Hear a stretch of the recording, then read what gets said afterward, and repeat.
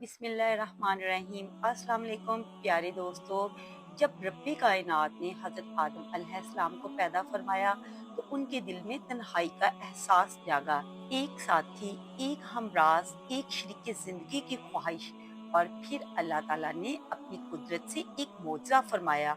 अम्मा हवा न किसी माँ के बतन से पैदा हुई, न किसी इंसानी अमल से, बल्कि अल्लाह पाक ने उन्हें आदम अलैहिस्सलाम की पसली से पैदा फरमाया। एक निशान रहमत, एक आगाज़े खानदानी इंसानी। ये सिर्फ तख्लीक की कहानी नहीं, ये मोहब्बत, रफ़ाकत और अज़मत औरत की पहचान है। तो आइए जानते हैं अम्मा हव्वा की असल हकीकत और वो मुकाम जो अल्लाह ने उन्हें अता फरमाया इंसानियत की पहली माँ के तौर पर। औरत को टेढ़ी पसली क्यों कहा जाता है? क्या मर्द की एक पसली औरत से कम होती है? अल्लाह ने हजरत हव्वा की तख्लीक को राज क्यों रखा? प्यारे दोस्तों, अल्लाह ताला ने इंसान को मिट्टी से पैदा फरमाया, जैसे कि कुरान पाक में अरशाद होता है, हमने इंसान को खुश्क खनखनाती उपजने वाली मिट्टी से तख्लीक किया। और हदीस में आता है, जब अल्लाह ताला ने हजरत आदम अलैहिस्सलाम को पैदा फरमाना चाहा तो हजरत इस्राइल अलैहिस्सलाम को जमीन से मिट्टी लाने का हुक्म दिया। उन्होंने जमीन की ऊपर वाली सतह से मिट्टी इकट्ठी की, जिसमें मुख्तलिफ रंग और खसूसियात की मिट्टी शामिल थी। सफेद, स्याह, सुर्ख, जर्द, नर्म, सख्त, मीठी, तल्ख, नमकीन और फीकी मिट्टी। और कुछ वक्त के बाद अल्लाह ताला ने हजरत आदम अलैहिस्सलाम की बाईं पसली से एक औरत को पैदा किया, जिसका नाम हव्वा सलामुल्लाह अलैह रखा गया। हजरत हव्वा दुनिया में आने वाली पहली खातून थी। नबी करीम सल्लल्लाहु अलैहि वसल्लम ने फरमाया कि औरत पसली से पैदा की गई और पसली का सबसे ज्यादा मुड़ा हुआ हिस्सा इसका ऊपर वाला किनारा होता है।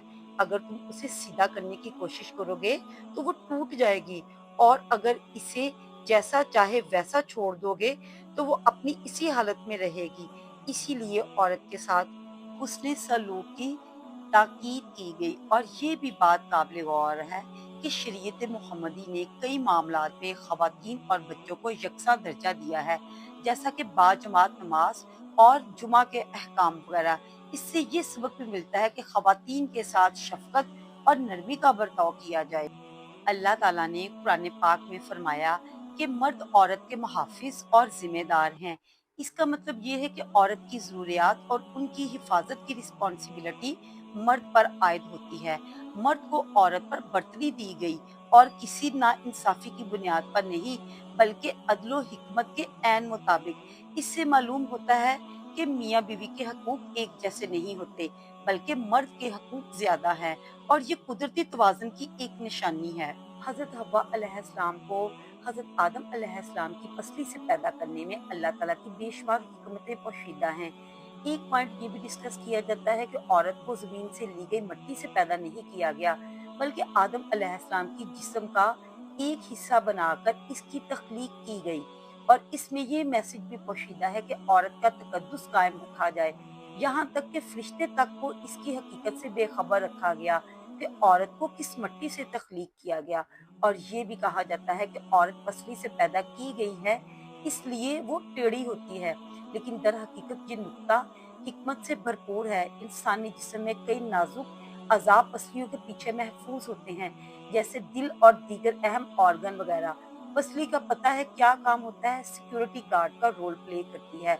तो औरत की पसली से पैदा करके अल्लाह ताला ने इसकी हिफाजत और रिस्पॉन्सिबिलिटी की भी इंडिकेशन दे दी है। नबी पाक सल्लल्लाहु अलैहि वसल्लम ने फरमाया कि औरत को मर्द की पसली से पैदा किया गया, मगर इसका मतलब हरगिज ये नहीं कि औरत किसी तरह कमतर है या वो नाक़िसुल अक़ल है, बल्कि इसमें अल्लाह ताला की बेशुमार हिकमतें पोशीदा हैं। वो औरत की अज़मत और तकद्दुस को उजागर करती हैं। इसीलिए ज़रूरी है कि हम ख़वातीन की इज़्ज़त व तकरीम को हमेशा मुक़द्दम रखें और उनके साथ हुस्न सलूक करें।